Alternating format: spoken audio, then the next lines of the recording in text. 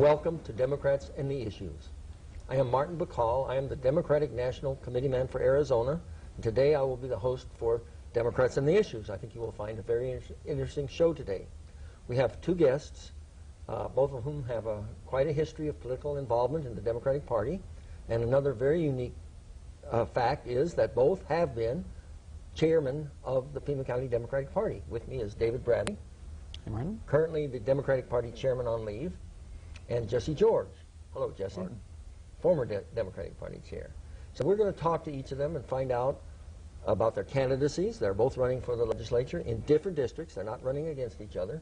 However, they are running against other people, some of whom have appeared on our show. And we'll start with David Bradley. And David, why don't you tell us about yourself, about your background, and if you forget something, we'll try to fill it in. All right. Well, as you mentioned, I've been involved in the Democratic Party for some time.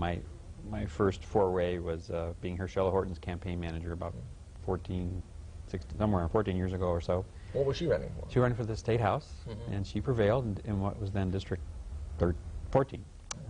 And subsequent to that, I ran actually in the district I'm running in now. It was mostly the old District 13. I ran in 1992, and I ran against George Cunningham and Annie Nichols. It was a learning experience. And subsequent to that, I think I missed a meeting of the Democrats of Greater Tucson and became the president for 2 years. That'll teach me. And so I was the first vice chair of the party for a while and worked on many campaigns. And then, as you mentioned, I had my tenure as the chair of the party ended, at least temporarily, a month or so ago, in order for me to run in District 28.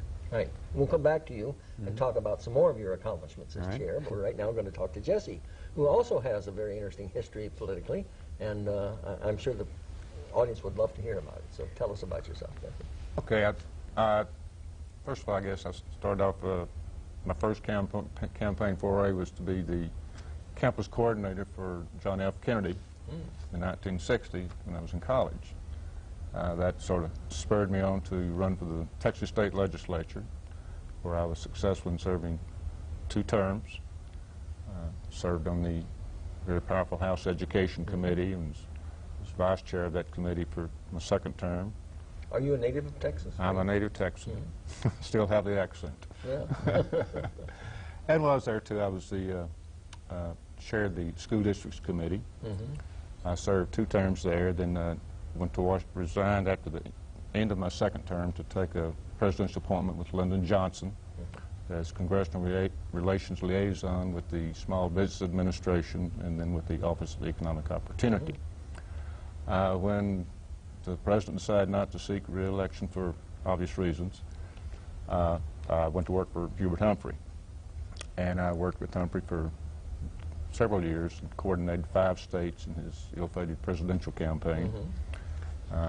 Worked as a campaign coordinator for George McGovern and Jimmy Carter. Actually, I've worked campaigns in 22 states, including Arizona. In fact, it was Carolyn Warner's campaign for governor that brought me to Arizona. And I liked it, and I've stayed and been very active in the party since. I've been on the state executive committee and the state committee most of the time that I've been in Arizona. I was a co-chair of the finance committee for 1 term. I also was chair of, ironically, the old District 27 in Tempe. So you really spent some time in Maricopa County. Then. Right. And then I came here 7 years ago and became chair of the old District 11, which is now the new District 27, where I'm a candidate for the legislature. Is that interesting? And was honored in the year 2000 to be named Arizona Democrat of the Year. Yes. So I've had my feet in the entire body with Democratic politics, and I still love it. I think you both have a lot of qualifications to serve in the legislature. That's really good. David, let's talk a little about your term as chairman. What do you think some of the accomplishments that you really are proud of? Well, probably the biggest one was executing the move to a new space, and that was built on, it wasn't necessarily all my doing, it was built on my predecessor's work in terms of getting the funds necessary to be able to pull that off, and we now have a 4,300 square foot building that will be a great utility, I think, to the party over for many years to come. And in terms of phone banking and meeting space and workspace that we now have available to us, and Again, that was just not my doing. That was the doing of a lot of people, Jesse and others that were party chairs that helped raise the funds to get to that point. And Jesse was on the committee that helped make the decision to go ahead with the plan to go ahead and purchase the building and move out of that inadequate space that we were on in Broadway for many, many years. So that's probably my largest accomplishment, I suppose. During my tenure, and I don't want to keep deferring everything to Jesse, but in terms of blaming him for anything, but I did my best to try to get people to come together, and I encouraged people to become PCs. We appointed, I don't know, 250 some PC stands precinct committeemen. We, from different factions of the party, my philosophy has been, people come make your case, participate in the party, and don't go away crying if you don't get your way every time, but participate and make it clear what your positions are. And that's what I tried to do during my tenure. So I feel pretty good about those things. Right. I think most of us do also. Many of us. Jesse George, you were chairman for how long? 2 years? I think it's a 2-year term. Almost 2 years. Right. Because I think about a month, year and a half into my term, I resigned as chair to run for county treasurer. Right. We didn't make that. Dave and I have sort of a running joke between us that one of us got to break the jinx of former county chairs running and getting elected to another office. But tell us some of the things that you feel were very positive in your well, I think term. when I ran for county chair, I was very interested in making again the party of inclusion. Part of my platform was to reinvigorate and reactivate the Young Democrats, which we did. Right. I think part of my greatest success was having 3 very major successful fundraisers for the party. In fact, we raised money for one that we gave the entire proceeds to the state party. So I think fundraising was my forte when I was chair. Yeah, it's good.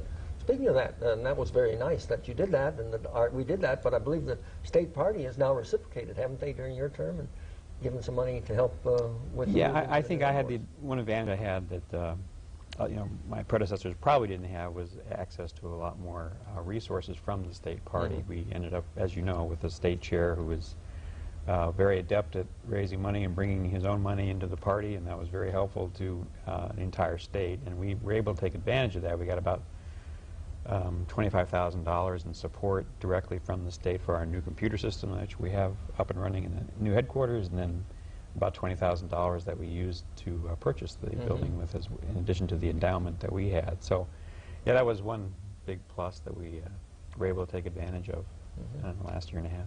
Why don't you tell us, and we'll start with you, Dave, then we'll go to Jesse, about why you've decided to get in this race, and what are the issues that concern you, Sure. that you think you can accomplish something. Yeah, I had made a commitment to carry out a strategic plan for the party, and the core of that plan was to acquire new headquarters. And that was achieved actually a little quicker than I anticipated that it would occur.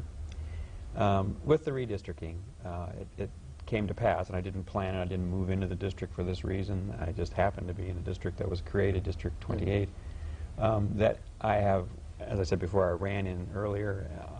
I work in, I'm a director of La Paloma Family Services. I run group homes for adolescents. And about 5 of my homes are in the district I work in, I live in, I worship in this district. I coached Little League for 17 years in this district, and felt just a commitment to it. I've wanted to be in the legislature for some time and feel that I have something to offer in terms of particularly children's issues. My central issues are children and health care primarily, and my focus is trying to just communicate, the terrible situation that children find themselves in this state, and I think that the state can impact the well-being of children in many ways. Right. Jesse, I'm going to ask you the same question. What are the issues that drove you to run for the legislature? Well, first of all, when there came two open seats, when Representative Carmine Cardamone decided not to run, thought he was going to run for the Senate. Then Deborah Norris decided to run for Congress. Well, there's 2 open seats, and I thought that would be a good extension of my having been involved politically all my life anyway. Plus, I was very concerned about the issues that face not only the district but face the state. Originally, my campaign was going to base it strictly, or not strictly, but cornerstone health and education, which I still do. But I've recognized that the major issue is complete tax reform. It's astounding that first of all, the last legislature pretty much left a line of peril for the new legislature. We're going to be going into that legislature with a $900 million deficit and possibly facing the same amount or more in 2004. The current tax structure will not support that type of deficit, nor will it allow us to meet the needs of health, education, environment. I think there's got to be a complete tax reform from the standpoint that economists will tell you that the best tax base is based on property, income tax, and sales tax. Now, since 1912, our state has basically been concerned or raised its money from sales tax. The revenue shortage, or revenues are down. In 1996, I believe it was, we eliminated some $200 million from property tax. We have the 4th lowest rate in income tax. In order for that tax base to be equalized, well, also we have one of the highest property taxes in the state.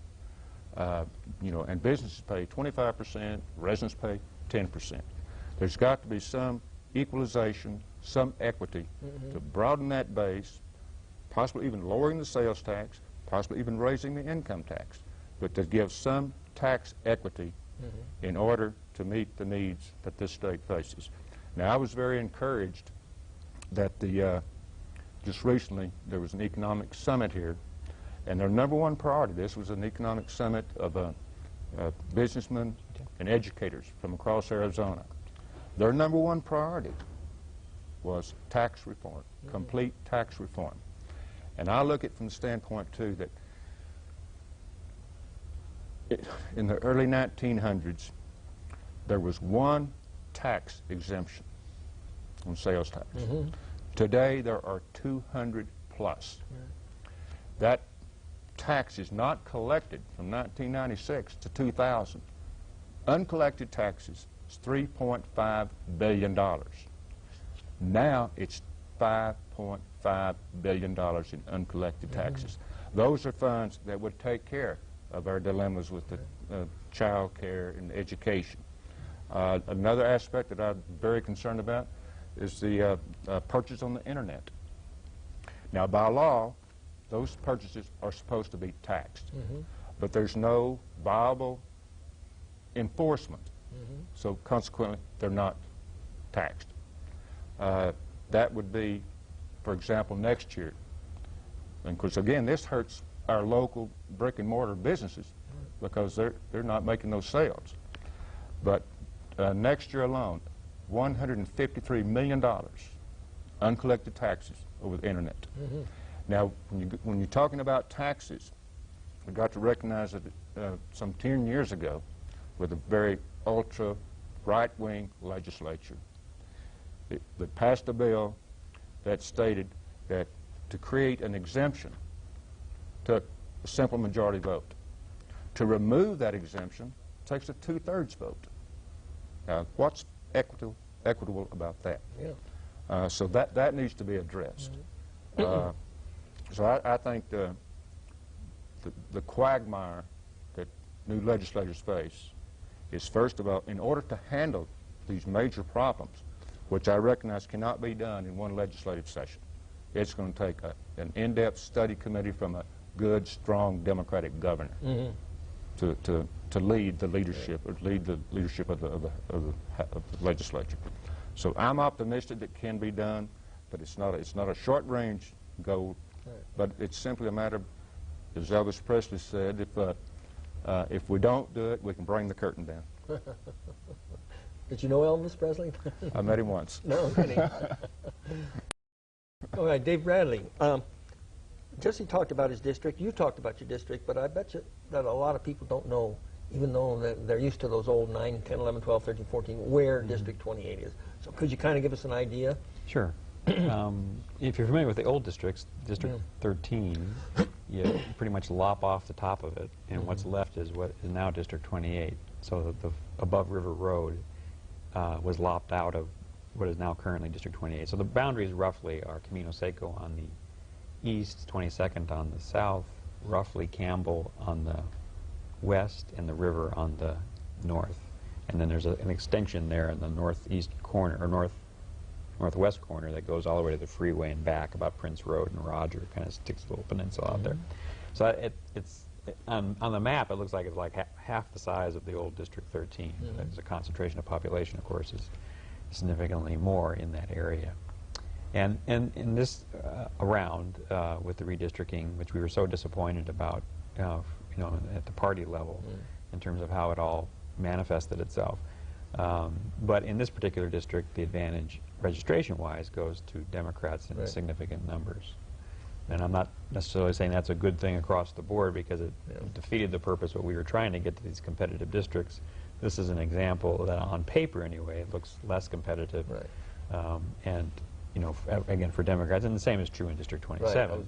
On its face, it looks like a good thing, but in the aggregate, I don't think that was what the our intent was in promoting the whole redistricting process. And we kind of hope maybe when they go back, and which they will next year, maybe they can remedy that situation and make the districts more. That competitive issue and all the ramifications of it, federal law and state law, all have to be hammered out still. But because you are in a district that is predominantly Democratic, you got about an 8% advantage, or is it? A little more. I think it's 11 or 12. Is that much? Yeah, I think okay. so. Well, that brings out a lot of candidates, then, doesn't it? So you've got a bunch of candidates. Yeah, lo and behold, there's 5 of us that are. Now we're not going to talk about the others. We're only talking about you. Some of the others have been on here, but they can vote for 2, isn't that right? Correct. Yeah, and try to emphasize that in this type of campaign all along, is that people do have the opportunity to vote for. There are 2 positions, both in 28, 27, and every other district. There are 2 House seats that people can vote for, and we hope that people take advantage of that. I mean, people sometimes use this single-shot strategy. It's not one that I have promoted, even when it would have been to my advantage the last time I ran.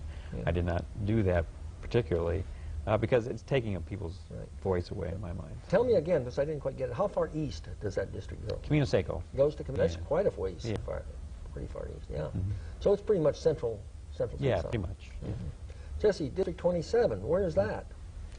Well, I feel sometimes when I'm out walking and working, it all goes over. almost to Yuma. No, it's basically from Campbell west, takes in the university area, goes north to Sunset, the Oracle area.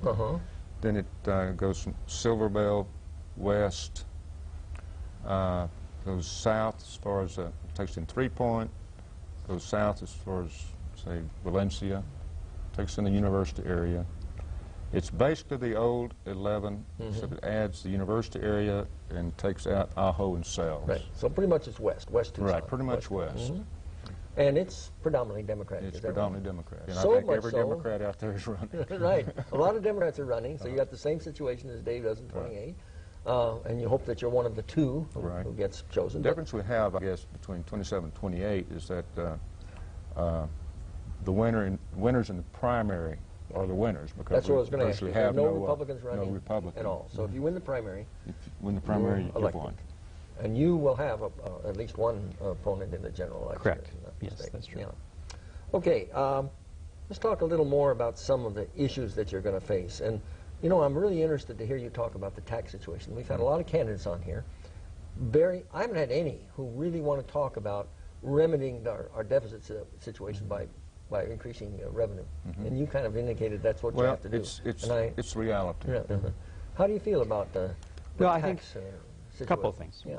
One thing is, and I don't mean to use any voodoo economics on this, but it's funny how when we look at the WorldCom having a $3 billion deficit, accounting error, and that doesn't take down our national economy, because our national business debt is $4 trillion. And what does business do with debt? It invests in capital. It invests in new buildings. And why does it do that? So it can make new products faster, quicker, better, more efficiently. The same principle doesn't seem to apply to government.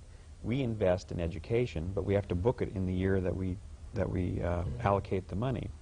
Instead of bonding or using like business in a business sense, which would makes good sense because business, that's how it does it, invest in capitalization of projects such as school buildings and other buildings that the state needs, and infrastructure of transportation.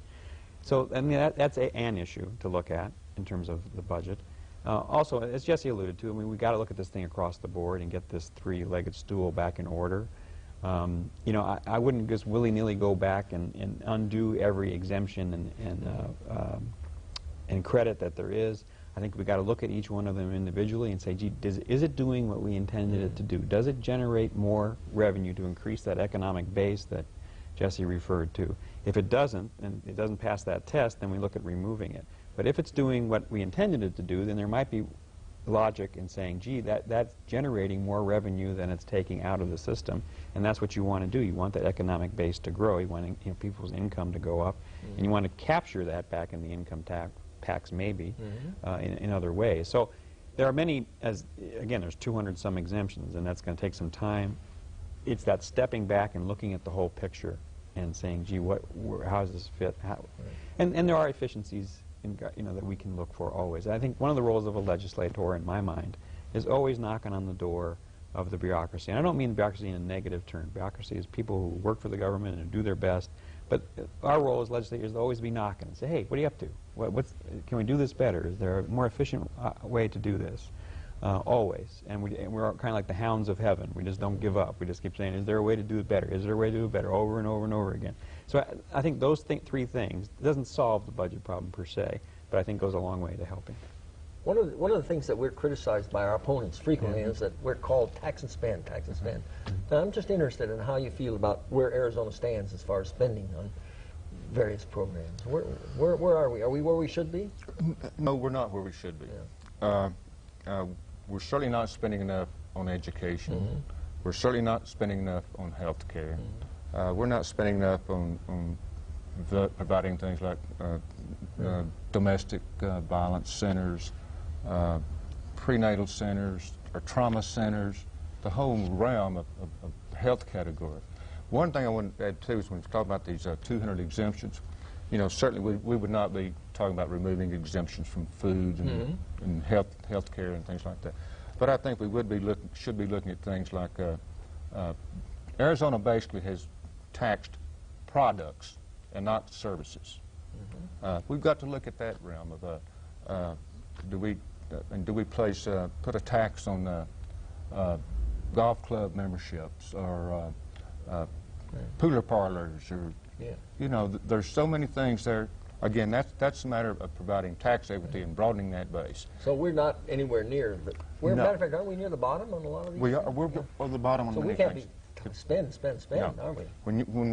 We've got one of the highest, or one of the lowest graduation rates. We've got one of the highest teen pregnancies. We've got one of the highest prenatal care for women. School dropouts. And one thing I found interesting, I was talking to President Peter Likens, and he was making a comparison between corporate Arizona and other corporate states. He said that corporate Arizona, and I believe this, they get the big tax breaks, but they're not being held accountable in terms of turning that into new jobs, better wages for Arizonans. He said other states, when they get those tax breaks, they're utilizing and putting it back into the economy of that state. Now, perhaps Arizona will get better at that, but right now, they're not. That's why I think that when we give these tax breaks to corporations, there should be accountability. What's happening to that tax break? Is it going to benefit the company, or is it going to benefit the economy of the state? Right. That must be looked at in terms of overall tax division. We're going to take a few moments here to show you some contact information, how you can reach these candidates, these fine Democratic candidates. We're not allowed to solicit money, but they are allowed to hear from you in any fashion. So we're starting with Dave Bradley. Maybe we can see how you can contact Dave. We'll put up on the screen. There it is. That's his website, and I understand. Could you read that website for us, Dave? Yes, www.davebradley2002.com. Okay, you didn't have to look at it. Right. And I believe that your phone number and your Yeah, email and you all get there. on It has a contact button. You just hit it, and it'll okay. show you how to get a hold of me. Email Very me, good. call me, whatever. Very good. Now let's look at Jesse George and see how we can contact him. Here we go. You can tell us your phone number and your email address, Jesse. Phone number is 743-4320. My email is lowercase George underscore, not a dash, underscore Jesse @juno.com. Good. And we hope that people will contact you and support you I in encourage your them to. race. Right. Okay. That's a good thing. We also, we also have some contact information here, and I'm a little concerned about this because as Dave Bradley said, we moved. So I'm hoping that when it comes up, our information on our Pima County Democratic Party, it doesn't have our old address, and it does. So this is my fault. I forgot to tell the producer and the director to correct this. We are no longer at 2617 East Broadway. We are at a fine new building at 4639 East First Street. We want to invite you to come by. It's just 1 block south of Speedway, just west of Swan Road. 4639 East First Street. Now, the rest of the information is still correct. We are still at 326-3716. We hope to hear from you, any comments you have about our show, any suggestions for future shows. And then there also is our website. There's a lot of information on the website, including the schedules for Democrats and the Issues, lists of all the candidates and contact information for all the Democratic candidates in the state of Arizona. We have only a couple minutes left, so I'm going to turn this over to each of you and let you each tell us in kind of a roundup fashion why you're running, why the people should support you. We'll start with you, Dave Bradley. Yeah, I'm using the slogan "Para los Niños" as my kind of slogan for my campaign. And that, of course, means for the children. And that, like I said before, is a focus of my campaign. But when I say that, I'm instantaneously saying that all the problems, all the issues relate to one another. I'm a behavioral health person by training. I'm a therapist and administrator. And one of the things that we do in my profession is that we always step back and look at things and always look for the broader picture. And that's what I'm trying to do in my campaign and communicate to the people that that's my approach to problems. So when I say children, I'm instantaneously saying education, economic development, health care, the environment. All of those things in my mind interrelate, and that's why I'm running. Good. Jesse George. My campaign slogan is your neighborhood legislator. I say that because the district is made up of neighborhoods, and neighborhoods have different problems. And I offer what I'm going to call at least moderate compassion, not conservative compassion, because I believe the problems we've got now, you've got to be at least moderate to face up to the issues. And I think that we've got to tackle the tax revision in order to tackle and adequately fund health care, education, protection of the environment, create jobs, support our working families, and make this a better society and bring Arizona into the 21st century. Good. Thank you very much. I want to thank you both for being with us. I want to wish you the best of luck. Dave Bradley, Jesse George, District 28, District 27, both Democrats. Vote on September 10th. Or vote early. Thanks.